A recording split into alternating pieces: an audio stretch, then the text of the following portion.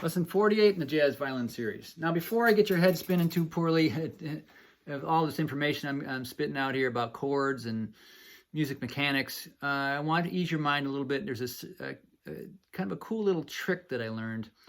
I've said one story about how I had trouble hearing the chords at first, thinking it was some magic. You had to like hear all the notes at once and kind of just be somehow gifted with this in life to be able to do that.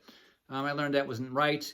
I had one tip that was somebody told me just to listen to the bass player, because bass players have to be the experts at the basics. That's one. I said that in an earlier video. There's another one that helps even more. And I've mentioned this earlier. There was a video about finding the tonic. Practice finding the tonic. And with that skill, if you're getting better at that, it's putting the pause on a recording and see if you can find that relaxed, the bassmost tone. If you can do that, to know what quality of chord is, all you got to do is know the tonic and then be able to figure out how far away the third is. The third is the main identifier for whether it's major or minor. As you learn chord stuff, if it's a D major, 2 whole steps away is always the third note of a scale. The flatted third, or the minor third in classical theory, much more ominous sounding and darker. So a major, minor.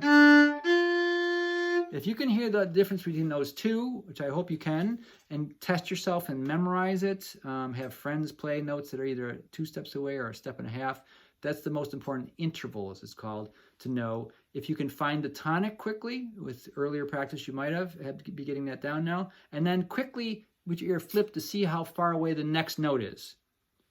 So, G, you hear that? Major or minor?